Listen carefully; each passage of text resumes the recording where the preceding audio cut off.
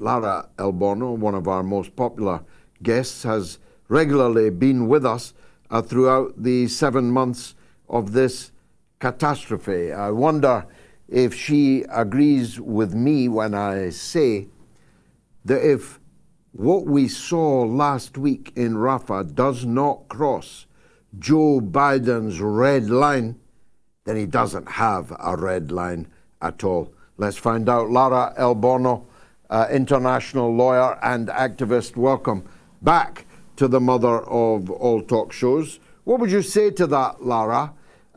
If this doesn't cross the red line, there can't be a red line, surely.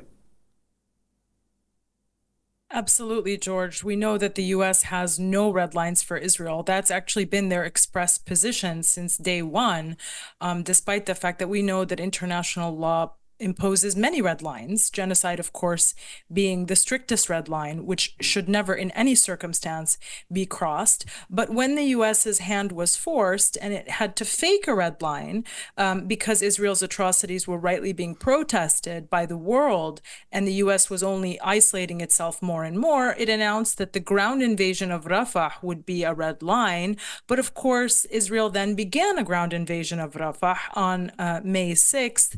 And instead of the U.S. stopping the madness, stopping the weapons, stopping the intelligence cooperation, stopping the financing, the U.S. actually doubled down and sent another $1 billion to Israel after May 6th for weapons, and moved the goalpost by saying that the red line now is actually a major invasion of Rafah, which they say has not been actually reached yet, despite the fact that we have all seen the images coming out of the tent massacres of displaced Palestinian families, which have been ongoing now for several days.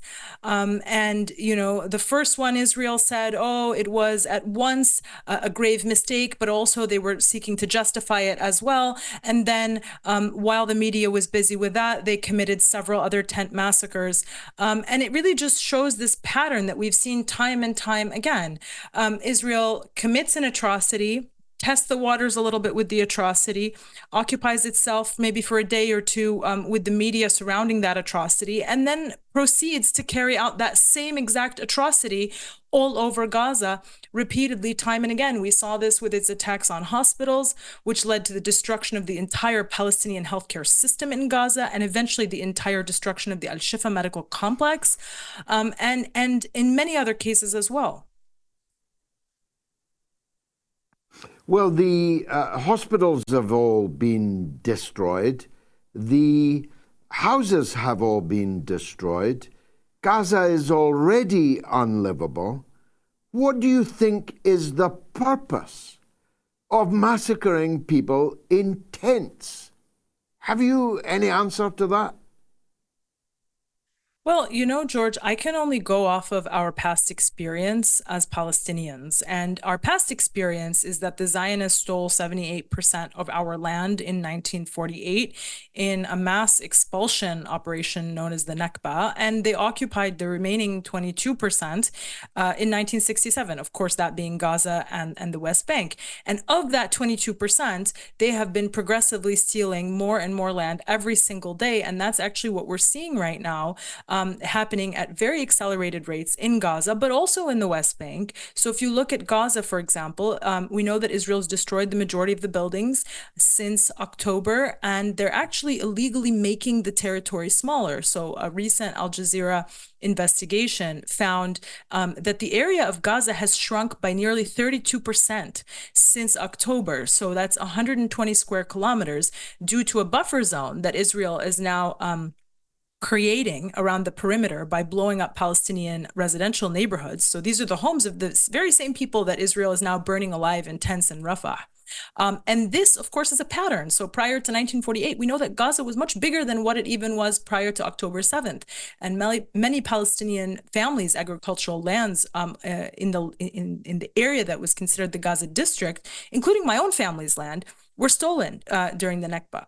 And also in the occupied West Bank, we're seeing also right now massive land theft and Palestinians resisting that land theft every single day. So I'll remind the viewers that in March of this year, while Israel was outdoing itself in, creating new ways of of massacring and torturing Palestinians in Gaza, it announced the largest West Bank land theft since 1993, while Blinken was visiting the region.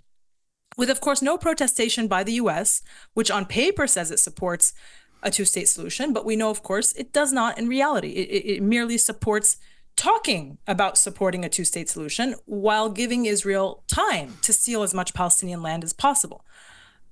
So what we're seeing now is a massive land grab, and the methods being used to carry out that land grab are expulsion, mass displacement, genocide, killing, torture. It's not a secret either, George. The soldiers are in Gaza, literally standing in front of walls of homes that read Nakba 2023. Their ministers are literally saying since day one that the purpose of their aim of their military operations in Gaza is Nakba. This is the Gaza Nakba. They've told us that. And as for Netanyahu, his office actually published a plan a few weeks ago called Gaza 2035.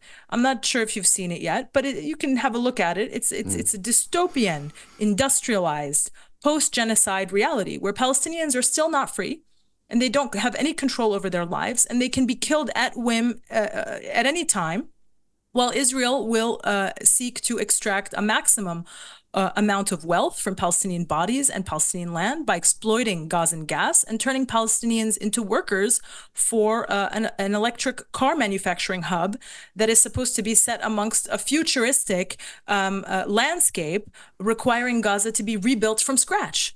So if Netanyahu is indeed pursuing this plan, that would explain why he has destroyed 80% of Gaza. And it would also explain the announcement by Israel that the so-called war will continue for months, perhaps years, because it's really just cover for pursuing this frankly rotten plan where Palestinian lives are again, dispensed with at will, and where we don't have a say over our futures, which I must remind the viewers is the root cause of this problem. And the only thing that will solve this problem is Palestinian freedom with no conditions.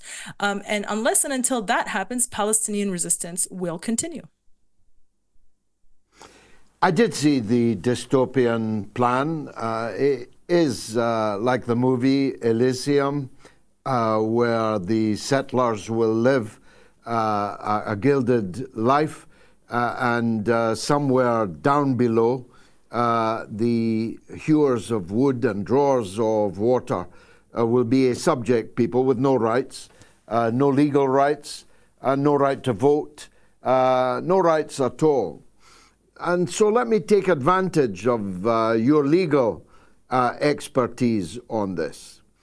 I know it sounds hopelessly naive to make this point, but that would be illegal and would not be recognized by most of the world, would it?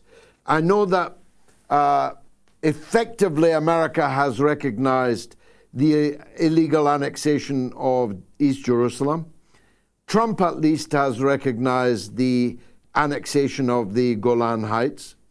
But if Israel were to now clear the people and annex the territory of Gaza, which legally is occupied territory, would they be able to sell the oil and gas offshore?